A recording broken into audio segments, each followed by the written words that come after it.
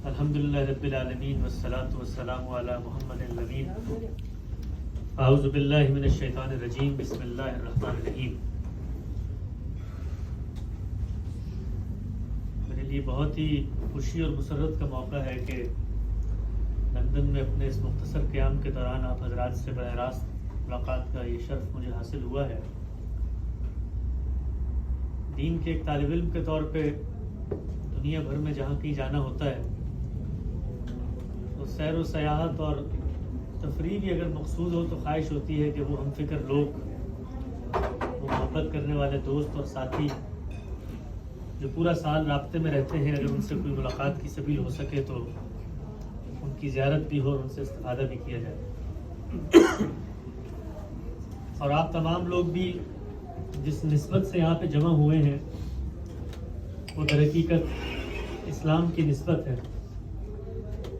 اللہ تعالیٰ کے دین کے ساتھ آپ کی محبت اور وابستگی کا یہ مظہر ہے کہ جو لوگ اس کے دین کی خدمت یا اس کی دعوت و تبلیغ کا کام کر رہے ہیں ان کے ساتھ آپ ملنا چاہتے ہیں، تعلق کا اظہار کرنا چاہتے ہیں۔ اللہ تعالیٰ اس کے لیے آپ کو جزائے خیر دے کہ آج کے اس مصروف دن میں اتنی بڑی تعداد میں آپ لوگ یہاں پہ تشریف لائے۔ بحیثیت مسلمان یہ بات بڑی خوشائند ہے کہ ہم ایک دوسرے سے ملتے ہیں اور ایک دوسرے کے ساتھ دینی وابستگی میں اپنے تعلقات کا اظہار کرتے ہیں، لیکن یہ بہت ضروری ہے کہ کبھی زندگی کے کسی لمحے میں ٹھہر کر ہم اس بات کا جائزہ لیں کہ جس دین کو ہم مانتے ہیں اور اس کو ماننے کے نتیجے میں جو ہماری شناخت بنی ہے وہ شناخت دراصل کیا ہے، کیا ہونی چاہیے ہے، اور اگر وہ نہیں ہوتی جو ہونی چاہیے تو اس کا نتیجہ کیا نکلتا ہے۔ دیکھیے یہ بات تو اللہ تعالیٰ کا بے پایہ فضل ہے، کرم ہے، احسان ہے، انعام ہے کہ اس نے ہمیں مسلمان گھرانے میں پیدا کیا۔ جب ہم کہتے ہیں کہ ہم مسلمان گھرانے میں پیدا ہوئے تو در حقیقت اس بات کا اقرار کر رہے ہوتے ہیں کہ دنیا میں جو بڑے سوالات ہیں، میں کون ہوں، میں کہاں سے آیا ہوں، مرنے کے بعد کیا ہوگا، اس دنیا کے اندر جن معاملات میں میری عقل اور بصیرت فیصلہ نہیں کر سکتی اس میں پیغمبر کی رہنمائی مجھے مل گئی ہے۔ ہمارے پاس کتاب بھی ہے، شریعت بھی ہے، ہدایت بھی ہے، اور پورا کا پورا ایک ورلڈ ویو ہے جو ڈیولپ ہو گیا ہے۔ تو اللہ کا ایک طرف یہ فیصلہ کہ اس نے ہمیں مسلمان گھروں میں پیدا کیا بڑی عنایت اور بڑے فضل و کرم کا فیصلہ ہے، لیکن اللہ تعالیٰ اپنے بارے میں یہ کہتے ہیں کہ وہ قائم بالقسط ہیں، انصاف کرنے والے ہیں۔ تو پہلا ہی سوال یہ پیدا ہو جاتا ہے کہ اگر اللہ نے ہمیں مسلمان بنایا ہے اور کسی دوسرے شخص کو ہندو بنایا ہے، کسی تیسرے شخص کو مسیحی گھر میں پیدا کیا ہے، کسی چوتھے کو جین مت میں یہودی پیدا کیا ہے، تو یہ تو انصاف پر مبنی تقسیم نہیں ہے۔ اور اگر ہم مسلمان گھرانے میں پیدا ہو گئے اس لیے اللہ کے دین پر عمل پیرا ہیں پھر تو ہماری نجات تو ہوگی، لیکن ان لوگوں تک تو اللہ تعالیٰ نے یہ سہولت ہی نہیں پہنچائی کہ ان کو مسلمان گھرانے میں پیدا کر دیں۔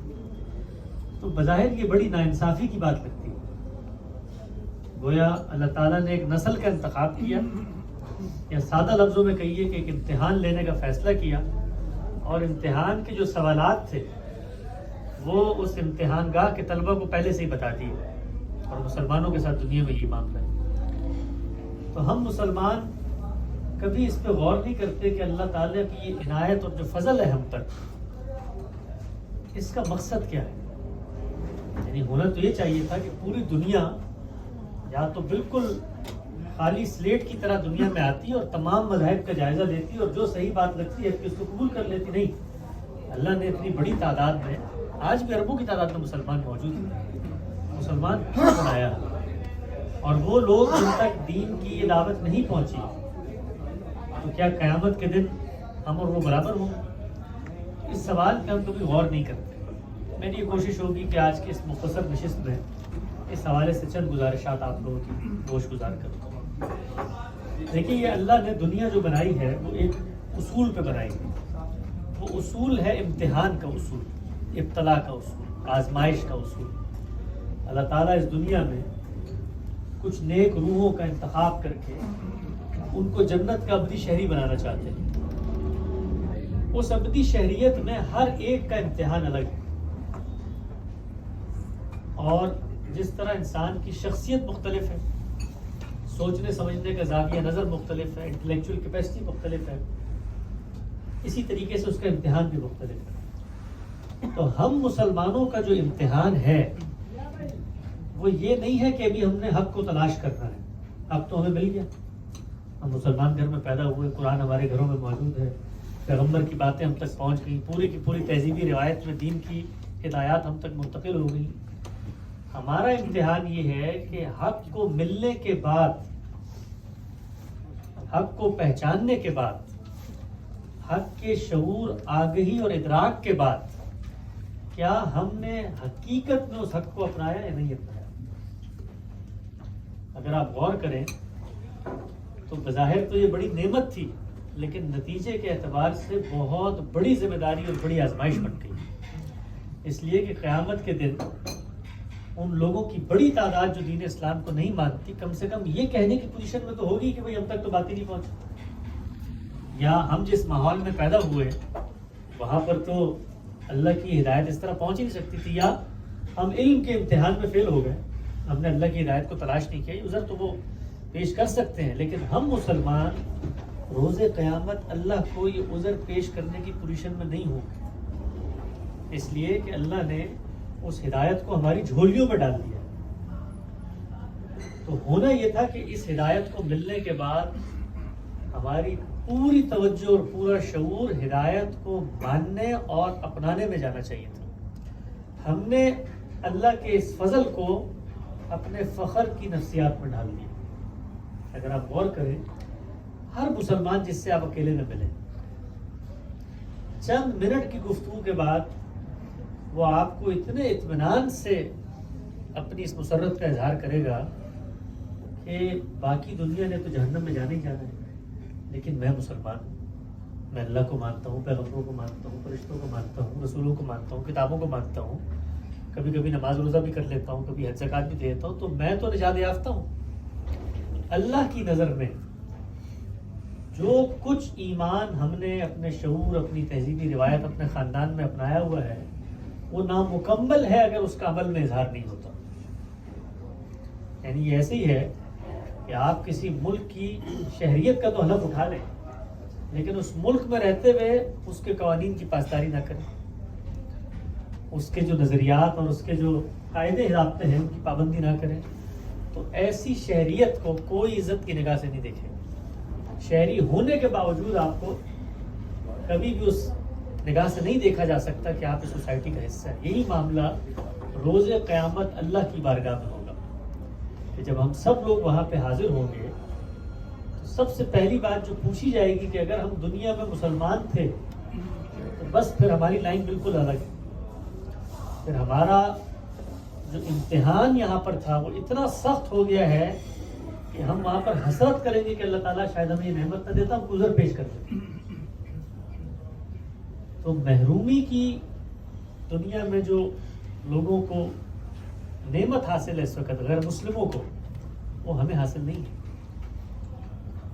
تو ہمیں اس بات پر غور کرنا چاہیے کہ جس وقت ہم کہتے ہیں ہم مسلمان ہیں تو اس کا مطلب کیا ہے. اس کا مطلب یہ ہے کہ اللہ تعالیٰ نے روئے زمین پر ہم نے کیسے جینا ہے اس کا ایک ضابطہ اور قاعدہ ہمیں دے دیا. اور جب میں کہتا ہوں جینا کیسے ہے, تو جینے کے حوالے سے زندگی کے جو بھی معاملات ہیں ان سب میں اگر میں اللہ کی طرف دیکھتا ہوں تو میں مسلمان ہوں, لیکن ان تمام عملی معاملات میں اگر میں خالق کی طرف نہیں دیکھتا اور محض دین کی چند عملی مطالبات اور ہدایتیں اور نماز اور روزہ اور یہ کچھ علمی بحثیں اور تفصیلی اختلافات ان کو دین اسلام کی حقیقت سمجھ لیتا ہوں, تو ہم سے زیادہ خائب اور خاسر روز قیامت کوئی نہیں ہوگا. اللہ تعالیٰ یہ بتاتے ہیں کہ جس دین کو تم مانتے ہو اس کی حقیقت اور اصلیت عبودیت پہ مبنی ہے. تم اللہ کے بندے ہو, اللہ کے غلام ہو. اس دنیا میں تم نے اپنا جان, مال, آبرو سب اللہ کے سپرد کر دیا ہے, اور جس وقت تم اپنے آپ کو اللہ کی تفویض میں دے دیتے ہو تو اب اللہ نے فیصلہ کرنا ہے کہ دنیا کے اندر تمہاری زندگی کیسے چلے گی. اللہ تعالیٰ یہ بتاتے ہیں کہ میرے پورے دین کا مقصد وہ ایک لفظ میں یہ ہے کہ مجھے ماننے والے اپنے آپ کو پیوریفائی کریں, قد افلح من زکاہا، کامیاب ہو گیا وہ شخص جس نے اپنے آپ کو پاکیزہ کر لیا، پیوریفائی کر لیا۔ آپ یہ دیکھیے کہ پیغمبر کو دنیا میں بھیجنے کا جو مقصد اللہ نے بتایا، اس میں بھی یہی لفظ ہے جو اختیار کیا، هو الذی بعث فی الامین رسولا منہم یتلو علیہم آیاتہ ویزکیہم ویعلمہم الکتاب والحکمہ، کہ اللہ تعالیٰ نے جو پیغمبر کو بھیجا ہے، پیغمبر پر ایمان لے آیا، اس نے جو کچھ دیا تھا اس کو بھی مان لیا۔ مقصد کیا ہے؟ مقصد یہ ہے کہ ہمیں تزکیہ حاصل ہو۔ انسان جب اپنے اوپر غور کرتا ہے تو تین ہی پہلو ہیں انسان کے۔ انسان کو جو چیز جانوروں سے الگ کرتی ہے وہ پہلا اس کا اخلاقی تصور ہے، وجود ہے۔ ہم نیکی بدی میں فرق کرتے ہیں، اچھائی برائی میں فرق کرتے ہیں، ہم ظلم زیادتی اور عنایت احسان میں فرق کرتے ہیں۔ تو ہمارا ایک مورل بینگ ہے جو اللہ نے ہمیں دیا ہے۔ دوسری چیز، ہم کھاتے پیتے ہیں، زندگی کی دوڑ میں صبح شام کھائیں پیے نہ تو معاملہ آگے نہیں بڑھتا۔ اور تیسری چیز، اللہ نے ہمیں ایک جسم دیا ہے جو ہماری شخصیت کے ظہور کا محور بنتا ہے۔ تو یہ تین پہلو ہیں بطور انسان کے۔ آپ جائزہ لیں، انسان اسی حیثیت میں دنیا میں لوگوں سے متعلق ہو رہا ہوتا۔ تو دین نے انہی تینوں پہلوؤں کو سامنے رکھ کر ہماری پاکیزگی کا اہتمام کرنے کی ہدایت کی، اخلاق کو بہتر بنانا ہے۔ دوسری چیز، کھانے پینے میں پاکیزگی لے کے آنی ہے۔ اور تیسری چیز، جسم کی تطہیر اور جسم کو پاکیزہ رکھنے کا اہتمام کرنا ہے۔ جس وقت اللہ تعالیٰ یہ کہتے ہیں کہ اخلاق کو پاکیزہ کرنا ہے، تو اخلاق کس چیز کا نام ہے؟ اخلاق نام ہے ادائے حقوق کا۔ جس کا جو حق ہے وہ آپ نے ادا کرنا ہے۔ آپ ایک دفتر میں کام کرتے ہیں تو دفتر کے سربراہ کا ایک حق ہے۔ آپ خاندان میں کھڑے ہوئے ہیں تو خاندان کے اعزاء اور اقربا کا ایک حق ہے۔ آپ ریاست میں کھڑے ہوئے ہیں تو شہریوں کا حکمرانوں کے لیے حق ہے، حکمرانوں کا شہریوں کے لیے حق ہے۔ آپ کوئی عالمی سپر پاور ہے تو دنیا کے اندر جو غریب مسکین نادار لاچار لوگ ہیں ان کے آپ سے حقوق قائم ہو جاتے ہیں۔ اور اسی میں سب سے بڑھ کر خالق کا حق ہے کہ جس نے ہمیں وجود بخشا، جس نے ہمارے اندر نیک و بد کی شعور کو ودیت کیا، سب سے پہلا حق اس کا ہے کہ ہم اس سے اپنے تعلق کا اظہار کریں، اس سے ملیں، اس سے ملاقات کی آرزو میں جئیں اور ملاقات کی آرزو میں دنیا سے رخصت ہو جائے۔ مجھے کبھی نہیں سمجھ میں آ سکا، انسانی رشتوں کو اللہ تعالیٰ نے ایسے بنایا ہے اور دنیا کو اتنا جاذب النظر بنا دیا ہے کہ انسان اس میں اگر آپ کہیں 1000 سال رہنا چاہتا ہے تو بھی کم ہے، یعنی ابدیت کی خواہش ہے اس دنیا میں۔ لیکن اللہ یہ کہتے ہیں کہ تمہاری اس خواہش کی تکمیل میں نے یہ زندگی شروع کی ہے۔ یہ زندگی کے ابتدائی چند سال ہیں جو یہاں گزرتے ہیں، اور اس کے بعد اصل زندگی کی طرف تم آؤ گے۔ تو اگر یہ ہمارے ورلڈ ویو کا حصہ ہو تو ہمارا کوئی عزیز دنیا سے رخصت ہو تو ہمیں چند دن کے غم کے علاوہ کچھ نہیں ہونا چاہیے، کہ ہم تو یہ سوچیں کہ اس کی حقیقی زندگی کا آغاز ہو گیا، اور اگر اس نے پاکیزگی کے ساتھ زندگی گزاری ہے تو اللہ نے اس کو وہاں پہنچا دیا جہاں پر پہنچنے کی حسرت اور آرزو ہم سب میں ہونی چاہیے۔ لیکن بطور مسلمان ہماری دلچسپی اور ہماری توجہات کا مرکز، کبھی غور کر کے دیکھیے ان مذہبی بحثوں میں اور مذہبی علماء کی صحبت میں اور مذہبی ماحول کے اندر کبھی یہ نہیں ہوتا کہ ہم اپنی آخرت، اپنی موت اور دنیا سے رخصت ہونے کے بعد اللہ کی جواب دہی کے احساس میں جینے کا کوئی اظہار کریں۔ کبھی نہیں ہوتا۔ ہمارے یہاں کوئی بھی چیز اصلاً آخرت اورینٹڈ نہیں ہوتی۔ ہم دین کو بھی اگر اپناتے ہیں تو اس میں بھی دنیا کا فائدہ نہیں، دنیا میں دینی نظام لے کر آئیں گے، اس کے نتیجے میں دنیا میں ہمیں حکومت حاصل ہو جائے گی، اس کے نتیجے میں ہم غیر مسلموں کو اپنا ذمہ اور باج گزار بنائیں گے، اس کے نتیجے میں پوری دنیا کے وسائل ہمارے پاس ہوں گے، اس کے بعد ہم فخر کے ساتھ چلیں گے زمین کے پیٹ پر اکڑ کر کہ ہم تو مسلمان ہیں، یہ اللہ نے ہمارے لیے دنیا بنائی ہے۔ تو جو اللہ کی عنایت تھی وہی اللہ کی سب سے بڑی آزمائش بن جاتی ہے ہمارے۔ اس وقت مسلمانوں کا جو سب سے بڑا مرض ہے وہ مرض یہ ہے کہ اللہ تعالیٰ نے ان پر جو عنایت کی تھی وہ عنایت کو وہ اللہ کی آزمائش سمجھ کر متفکر ہوں کہ اللہ نے مجھے ہدایت دے دی ہے، میرے پاس تو گزر ہی نہیں ہے، لیکن ہم اس کو فخر کی نفسیات میں جینے کا ایک سہارا بناتے ہیں. میں قرآن مجید کے ایک بڑے عالم کے ساتھ زندگی گزار رہا ہوں گزشتہ 15 سال سے. جو کچھ میں نے ان کی تعلیمات کی روشنی میں دین کا مطالعہ کیا، آپ یقین جانیں اللہ کی نظر میں ایمان ایک کرائیٹیریا ہے. ایمان کسی فرقے، کسی مسلک اور محض کسی مذہبی شناخت کا نام نہیں ہے. کتنے ہی لوگ ہیں اللہ تعالیٰ قرآن میں کہتے ہیں کہ جو میرے سامنے پیش ہوں گے اور وہ در حقیقت خدا کے منکر اور کافر اور فاسق بن کے اٹھے، اور دنیا میں وہ ایمان کے دعویٰ دار ہوں. مایا من لم یحکم بما انزل اللہ فاولئک هم الکافرون. مسلمانوں کے بارے میں کہا ہے کہ جو لوگ دنیا میں شریعت کے مطابق فیصلہ نہیں کرتے، میرے قانون میری ہدایت کی بات، میری نظر میں وہ منکر ہے، کافر ہے. کوئی فرق نہیں پڑتا کہ ان کی نماز جنازہ میں ہزاروں لاکھوں لوگ آئے تھے، کوئی فرق نہیں پڑتا کہ دنیا میں ان کی وراثت دین اسلام کے قاعدوں کے مطابق تقسیم ہوئی، کوئی فرق نہیں پڑتا کہ وہ مسلمانوں کے قبرستان میں رہتے ہیں، ان کے بچے دین اسلام کا دم بھرتے ہیں، کوئی فرق نہیں. کہ ایمان کی حقیقت ہے کہ ہم اللہ تعالیٰ کے ساتھ اپنے تعلق کو پہچانیں، اللہ کی منشا کی یافت ہو، دن اس میں گزرے کہ ہر معاملے میں. اور یہ بات یاد رکھیں کہ دین کے جو عملی مطالبات ہیں، عبادات جو اللہ نے مقرر کی ہیں، اس کا مقصد بھی یہی ہے کہ یاد دہانی ہو. یاد دہانی ہو کس چیز کی؟ کہ نماز پڑھ کے جب دکان میں جانا ہے تو پورا تولنا ہے. یاد دہانی ہو اس چیز کی کہ روزہ رکھ کے جب بیوی سے گفتگو کرنی ہے تو عزت اور تمیز کے دائرے میں کرنی ہے. یاد دہانی ہو اس چیز کی کہ حج اور زکوٰۃ ادا کرنے کے بعد ٹریفک کے سگنل پہ رکنا ہے، صحیح جگہ پہ پارکنگ کرنی ہے، اور معاملات پہ ڈنڈی نہیں مارنی، اور سچائی کے ساتھ دنیا میں جینا ہے، اور غیبت اور بغض اور کینہ اور حسد، اس طرح کے معاملات سے اپنے آپ کو بچانا ہے. وہ عبادات اللہ تعالیٰ کہتے ہیں کہ تمہارے منہ پر مار دی جائے گی جس کا نتیجہ برآمد نہ ہو. یہ حرم کے پروہت متولی تھے وہاں پر جن کے پاس پیغمبر بھیجے گئے، وہ حرم کے اندر نمازوں کا اہتمام کرتے تھے، حج کا اہتمام کرتے تھے. ان میں باقاعدہ ڈپارٹمنٹس بنے ہوئے تھے، کوئی پانی پلاتا تھا، کوئی عبادت کا بندوبست کرتا تھا، کوئی صفائی. مسجد کے ساتھ معمور تھے، زندگی گزر رہی تھی ان کی اس مسجد بیت الحرام کے ساتھ.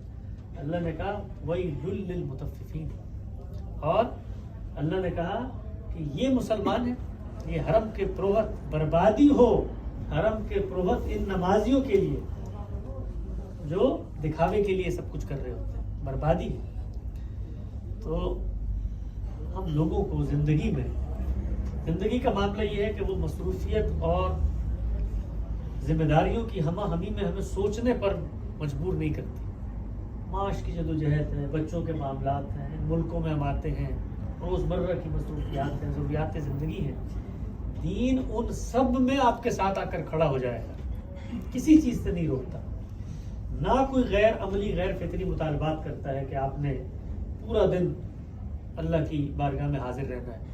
کل ملا کے آدھے گھنٹے کی ایک عبادت کا ریچول طے کر لیا، سال میں کوئی 1 مہینہ روزوں کا ہے، زندگی میں کوئی حج کا موقع ملا تو کر لیا.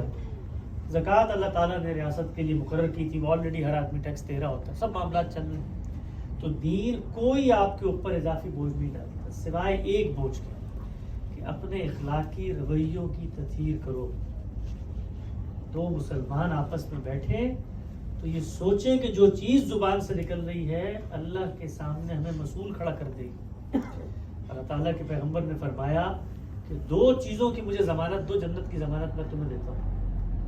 کہیں نہیں کہا اللہ کے پیغمبر نے کہ میں تمہیں بتاتا ہوں تم فلاں فرقے سے منسلک ہو جانا، اور فلاں مذہبی لیڈر کا دم بھرنا، اور فلاں تنظیم کے اجتماع میں شریک ہونا، اور فلاں مذہبی روایت کے ساتھ کھڑے ہو کے جینا اور مر جانا. نہیں، فرمایا 2 چیزوں کی ضمانت ہے. ایک وہ جو 2 ہونٹوں کے درمیان ہے، اور ایک وہ جو 2 رانوں کے درمیان. تمہارے جنسی معاملات میں پاکیزگی ہو، اور تمہاری زبان، یہ زبان جو ہے یہ ام الخبائث ہے. اگر آپ اس زاویے سے دیکھیں کہ تمام کے تمام جو مسائل ہیں اس کی جڑ زبان ہوتی ہے. ہم لوگ اگر جائزہ لیں کہ ہم پورے دن میں اس زبان کا کیا استعمال کرتے ہیں، الزام لگاتے ہیں، تہمتیں دھرتے ہیں، نیت محرکات جانتے ہیں، اسی زبان سے کر رہے ہوتے ہیں سب کچھ، اندازے نہیں ہوتا۔ اور مسلمانوں کے اخلاقی پستی اور زوال کا اس وقت عالمی سطح پر معاملہ یہ ہے کہ میں ابھی گزشتہ دنوں کہیں پر تھا اور میں نے ایک صاحب نے مجھ سے سوال کیا، مذہبی آدمی تھے، تو میں نے کہا کہ یہ معاملہ اخلاقی طور پہ ٹھیک نہیں ہے۔ تو انہوں نے کہا آپ تو اخلاقی طور پہ ٹھیک ہونے کی بات کر رہے ہیں، میں تو دینی طور پہ ٹھیک ہونے کا سوال کر رہا ہوں آپ سے۔ یعنی دین اور اخلاق ان کی نظر میں دو الگ الگ چیزیں تھیں۔ اخلاق کا جب ہم نام لیتے ہیں تو لگتا یہ ہے کہ شاید مسکرا کر بات کرنے کا نام اخلاق ہے، اور دین کی ہدایت کچھ اور ہے۔ دین سر تسر اخلاق پر مبنی ہے۔ جس بندے میں اخلاقی تبدیلی نہیں آئی، اللہ کی نظر میں اس کا مسلمان ہونا غیر مسلم ہونا اس سے کوئی فرق نہیں پڑتا۔ اور اخلاق کی تبدیلی کا سب سے بڑا مظہر، گفتگو کا خاتمہ کرتا ہوں، ایک بڑے اللہ والے سے کسی طالب علم نے پوچھا کہ یہ بتائیے کہ مجھے کیسے معلوم ہوگا کہ میں اللہ کی نظر میں کیسا ہوں۔ بہت بڑا سوال ہے۔ یعنی ہمیں اگر یہ معلوم ہو جائے کہ اللہ کی بارگاہ میں اس وقت ہمارے کتنے نمبر لگ چکے ہیں، کیسے دیکھتے ہیں اللہ تعالیٰ ہمیں، ہمارے کنڈکٹ کو، تو اس نے پوچھا اس شیخ اور مربی سے کہ مجھے کیسے معلوم ہوگا کہ میں اللہ کی نظر میں کیسا ہوں۔ تو شیخ اور استاد نے اس سے پلٹ کے پوچھا کہ تمہیں پتہ ہے کہ پیغمبر پر سب سے پہلے کون ایمان لایا تھا؟ تو اس نے کہا جی بالکل مجھے پتہ ہے، لیکن آپ بتا دیجیے۔ تو انہوں نے کہا پیغمبر پر سب سے پہلے ایمان لائے تھے اس کی بیوی سیدنا خدیجہ، اس کے بعد ایمان لائے تھے ان کے دوست سیدنا ابوبکر رضی اللہ تعالیٰ، اور اس کے بعد ایمان لائے ان کے غلام زید بن حارثہ۔ تین لوگ، پہلی بیوی، دوسرا دوست، اور تیسرا ماتحت غلام نوکر زیر دست۔ فرمایا کہ یہ تینوں وہ رشتے ہیں کہ بیوی کو دیکھو جس کے ساتھ جلوت و خلوت میں کوئی پردہ نہیں ہوتا، راز و نیاز کی وہ امین ہوتی ہے، سفر و حضر میں تمہیں جانتی ہے، جس کے سامنے حیا کے پردے بھی اٹھ جاتے ہیں، ہر چیز سے واقف ہے۔ دوست جس کے ہاں بے تکلفی کے سارے پردے اٹھ جاتے ہیں، جس کے ہاں تفریح اور خوشی میں سارے جذبات کا اظہار ہو جاتا ہے، جس کے ساتھ کوئی رکھ رکھاؤ اور کوئی منافقت نہیں کی جا سکتی۔ اور تیسرا غلام اور نوکر کہ جس کے اوپر حکم اور اتھارٹی کے سارے رشتہ چلتے ہیں، جو تمہارے سامنے کچھ بولنے کی پوزیشن میں نہیں ہوتا، جو تمہارے اندر اور باہر کے معاملات کو جانتا ہے۔ یہ تین کریکٹر سب سے پہلے ایمان لائے۔ کیوں؟ اس لیے کہ یہ تینوں جانتے تھے کہ جو شخص یہ دعویٰ کر رہا ہے وہ اپنے دعوے میں جھوٹا نہیں ہے۔ تو فرمایا کہ اگر یہ جاننا چاہتے ہو روئے زمین پہ کہ تم اللہ کی نظر میں کیسے ہو، تو ان تین رشتوں کی نظر میں تم جیسے ہو ویسے تم اللہ کی نظر میں۔ اگر تمہارے دوست اس چیز کی گواہی دیتے ہیں کہ تم سچے ہو، اور تمہاری بیوی یہ کہتی ہے کہ قائم بالقسط رہتا ہے، حق بات کہتا ہے، اور جذبات سے مغلوب نہیں ہوتا، اور ہیجان کی کیفیت میں نہیں آتا، اور تمہارے ملازمین اس چیز کا اقرار کرتے ہیں کہ سب کے باوجود کہ اللہ نے اس کو طاقت، قدرت، صلاحیت، ملکہ، بصیرت سب کچھ دیا ہے، لیکن یہ ہمارے ساتھ عزت سے پیش آتا ہے، ہماری غلطیوں پہ درگزر کا معاملہ کرتا ہے، یہ سب کچھ اگر کرتے ہیں تو اس کا مطلب ہم اللہ کی نظر میں بھی کامیاب ہیں۔ لیکن ہمارے جو کامیابی کے معیارات ہیں وہ اس سے بہت مختلف ہیں، بہت مختلف ہیں۔ تو کوشش یہ کرنی چاہیے کہ اللہ تعالیٰ اگر ہمیں موقع دے زندگی میں تو کچھ دن نکالیں۔ ہمارے وہ تبلیغی جماعت والے لوگ کہتے ہیں نا کہ آپ کچھ وقت لگائیں اللہ کے راستے میں، تو یہ وقت لگنا چاہیے، کسی بھی طریقے سے وقت لگے۔ وہ گھر سے ٹائم آؤٹ لے کے نکلیں آپ۔ کبھی کبھی یہ جو مذہبیت ہے اور مذہبی تہذیبی روایت سے تعلق جو ہے، یہی حجاب کا باعث بن جاتا ہے، کیونکہ پورا دن آپ مذہبی کام کر رہے ہوتے ہیں، گاندھی صاحب کے لیکچر سن رہے ہیں پورا دن، مولانا اصلاحی کی تفسیریں پڑھ رہے ہیں، ڈاکٹر اسرار کے مناظرے دیکھ رہے ہیں، پورا دن آدمی کہتا ہے یار یہ کیا بات کر رہے ہیں، ہم تو پورا دن مذہبی کام ہی تو کر رہے ہوتے ہیں، اور تلاوتیں سن رہے ہیں۔ یہی مذہبیت سب سے بڑی حجاب بن جاتی ہے آپ کے مذہبی ہونے میں، اس لیے کہ وہ آپ کو سبسٹیوٹ کر رہی ہوتی ہے۔ بھائی میں تو مذہبی ہوں، کھلیا میرا مذہبی تہذیبی روایت میری مذہبی، نماز میری مذہبی، سب کچھ میرا مذہبی، تو مذہب ہی مذہب تک پہنچنے میں سب سے بڑی رکاوٹ بن جاتا ہے۔ تو ہم سب کو یہ کوشش کرنی چاہیے ہے کہ زندگی کے قیمتی لمحات میں سے کچھ وقت نکالیے، اس لیے کہ دیکھیے اس قبر کے اندر کوئی دوسرا شخص مجھے بچانے کے لیے نہیں آئے گا، کوئی نہیں آئے گا، کوئی نہیں، پیغمبر بھی نہیں آئیں گے، پیغمبر بھی نہیں آئیں گے۔ وہاں پر مجھے میرے اعمال کے ساتھ تنے تنہا کھڑا ہونا پڑے گا، بالکل اکیلا، تنے تنہا۔ آپ ذرا سوچیں کہ دنیا میں جب آپ کبھی تنہا ہو جاتے ہیں، وہ نیٹ فلکس پہ اس پہ نیشنل جیوگرافک پہ دکھاتے ہیں کہ آدمی اس کو جنگل میں چھوڑ آتے ہیں اور وہ بالکل تنے تنہا ہوتا ہے، اور پھر وہ وہاں پہ اپنی زندگی کا آغاز کرتا ہے۔ تو جس طریقے سے وہاں پر سروائیول موڈ ہوتا ہے نا، آدمی کہتا ہے تو میرا گزارا ہی نہیں، جو کچھ کرنا ہے میں نہیں کرنا ہے۔ تو یہی معاملہ ہماری زندگی کا ہے۔ ہم سب اگرچہ ایک ماحول میں ہیں، ایک خاندان میں ہیں، ایک قوم میں ہیں، ایک معاشرت میں ہیں، لیکن ہم سب تنہا ہیں، اس لیے کہ دنیا کے اندر پوری دنیا کھڑے ہو کے مجھے سلوٹ مارے، دفنانے کے بعد میں ایک قصہ پارینہ ہوں، میں ایک قصہ ماضی ہوں، میری کوئی حیثیت نہیں ہے سوائے اس چیز کے کہ ایک شخص آیا دنیا میں اور دنیا کے اسٹیج پہ اپنا کرتب دکھا کے چلا گیا۔ تو ہمیں اگر دیندار ہونے کا دعویٰ کرنا ہے تو اس چیز کا اہتمام کرنا ہے کہ زندگی میں جینے کا وہ ورلڈ ویو اور آئیڈیا ڈیولپ کریں جس میں اللہ ناراض نہ ہو۔ اور اللہ کی ناراضی اور اللہ کی پکڑ بڑی سخت ہے۔ اللہ تعالیٰ کا پورا مزاج جو اس کے دین کو پڑھنے سے سامنے آتا ہے وہ یہ ہے کہ اپنے معاملات میں تو خیر پھر وہ کچھ کمی بیشی کر دیں، لیکن بندوں کے معاملے میں ان کے یہاں کوئی روح رعایت نہیں، اس لیے کہ وہ کہتے ہیں کہ اپنے معاملات تو میری ذات سے متعلق ہے، بندوں کے معاملات ان سے متعلق ہیں، جب تک وہ معاملہ نہیں کریں گے تب تک میں بھی معاف نہیں کروں گا۔ تو ہم سب کو یہ تہیہ کرنا چاہیے زندگی میں کہ یاد دہانی کے طور پہ کہ آج ہم جب یہاں سے اٹھے ہیں تو اس بات کا جائزہ لیں، کتنے ہی معاملات ہوتے ہیں، ذرا غور کر کے دیکھیں۔ رشتہ داروں میں اللہ کے پیغمبر نے فرمایا کہ دین اسلام میں یہ جائز نہیں ہے، وہ شخص جہنم میں اپنا ایندھن بنا چکا ہے اپنے آپ کو، جو 3 دن سے زیادہ کسی مسلمان سے قطع تعلق کر کے رہے۔ قطع تعلق یہ ٹھیک ہے، مناسبت نہیں ہوتی، بس اوقات لوگوں کو ایک دوسرے سے اچھے راہ و رسم نہیں پیدا ہوتے، دھوکے کا معاملہ ہو جاتا ہے،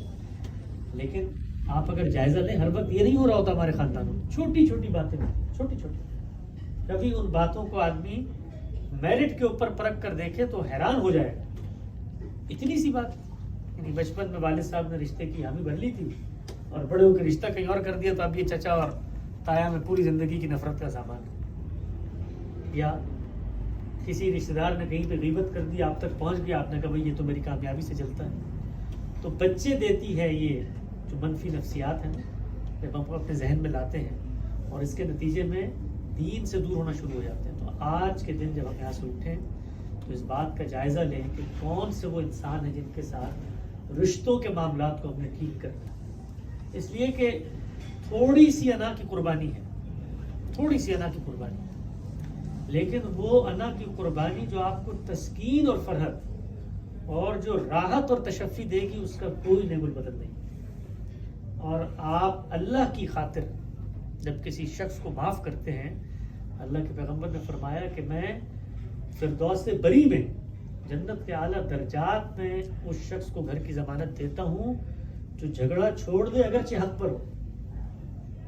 یہ نہیں کہا کہ حق پر نہیں، حق پر ہو، تم حق پر ہو لیکن پھر بھی تم جھگڑا چھوڑ دو، تو کہا میں کیوں دیتا ہوں؟ اس لیے کہ میری نظر میں اس جھگڑے کا نتیجہ نکلے گا، یہ نہیں ہے کہ نتیجہ نہیں نکل رہا، لیکن جب نتیجہ نکلے گا تو اس دوسرے شخص کے پاس دینے کو کچھ نہیں ہوگا اور میرے پاس لینے کو ہوگا۔ تو دین اسلام کا اصل مقصد عبودیت ہے، اپنا تزکیہ ہے، پاکیزگی ہے، اخلاقی معاملات میں اللہ کے ساتھ لو لگانا ہے۔ اگر یہ لو نہیں لگی تو یہی اسلام قیامت کے دن ہمارے خلاف فرد قرارداد جرم بن جائے، اور اگر یہ لو ہم نے لگا لی تو اللہ تعالیٰ کی عنایتوں کے ساتھ اللہ کہتا ہے کہ کہ تمہیں نتیجے کے اعتبار سے وہیں پہنچا دوں گا جہاں پر پیغمبر اور صلحاء اور شہداء کھڑے ہوتے ہیں. اقول قولی ھذا واستغفر اللہ لی ولکم ولسائر المسلمین. کوئی سوال ہو تو آپ